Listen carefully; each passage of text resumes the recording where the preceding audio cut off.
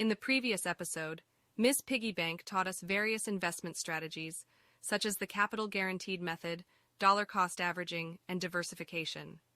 Having learnt these techniques, Stash the Squirrel is eager to invest in various stocks across many sectors to diversify his portfolio. However, it costs 1 acorn to buy 1 stock, and Stash only has 2 acorns. With this amount, his diversification option is limited to only 2 stocks. However, he also remembered in the last lesson that if he invests in a unit trust instead, he will be able to diversify his portfolio. But as Stash opened the unit trust's fact sheet, he is overwhelmed by all the information shown. What is a unit trust, and how do we interpret the important information on the fact sheet?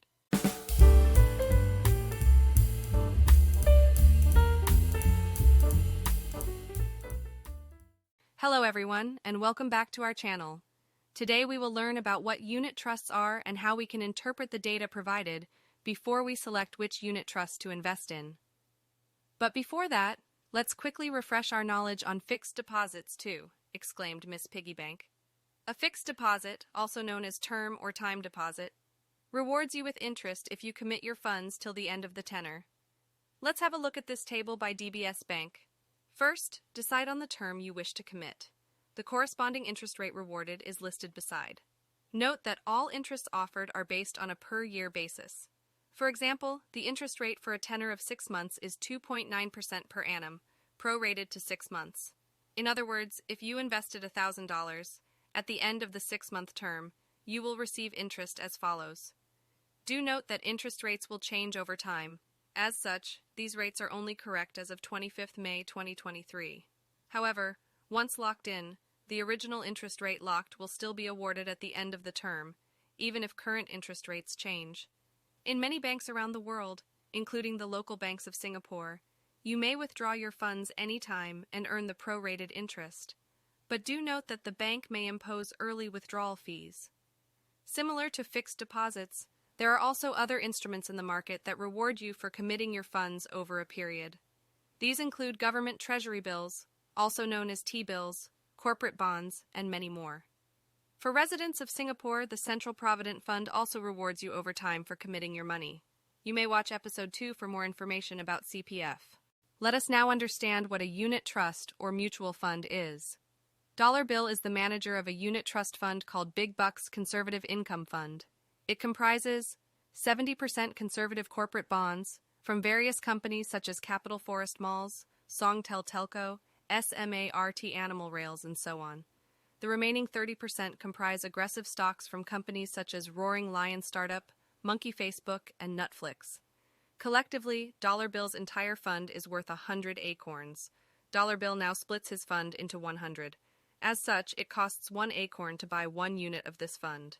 This cost per share is also known as the net asset value, or NAV. With 2 acorns, Stash can buy 2 units of this fund. As such, Stash now also owns a fraction of all the companies above, enabling diversification with just 2 acorns. In addition, we can also see that Dollar Bill's funds are relatively conservative in nature, investing 70% in conservative bonds and only 30% in aggressive stocks. This fund employs a similar strategy as the capital guaranteed technique explained in the previous episode, although the funds invested are technically not guaranteed any protection. There are a wide variety of combinations available in the market. Stash may choose to invest in other unit trusts that are more aggressive or more conservative if he wishes. 1. As Dollar Bill is the professional manager of the fund, he may buy and sell the assets at any time to improve the fund's portfolio for profits. In return, he also charges expenses and an annual fee of 1%, regardless if the unit trust makes a profit. Do note that this fee varies across different unit trusts. If Stash does not wish to have a professional fund manager, he may consider purchasing a similar instrument in the market, known as an exchange-traded fund, or ETF, instead. 2. You may consult a financial representative from a bank before purchasing your unit trust. A one-time sales charge may be incurred as commission for unit trusts purchased through such financial representatives for their advice. Sales charge can range from as low as a flat 0.5% to as high as 5% in Singapore. This charge amount will be deducted from the number of units bought by you after payment is made.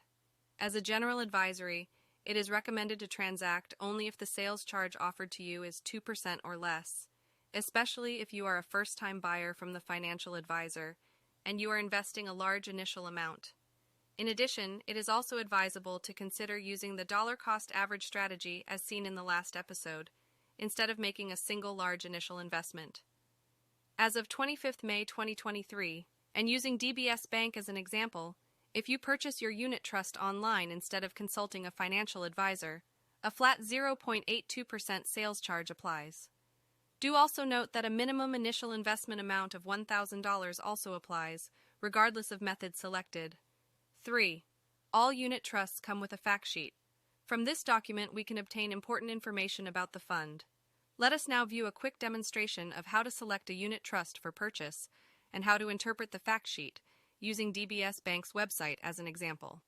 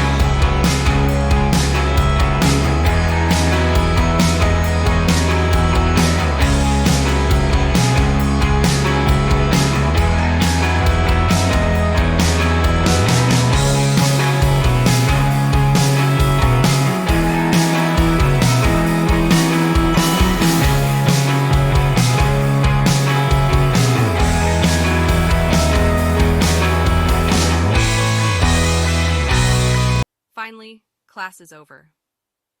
Stash thanked Miss Piggybank for the lesson. As he took his first step out of the classroom and towards freedom, he knew, at the same time, that he was also taking his first step towards his financial freedom too.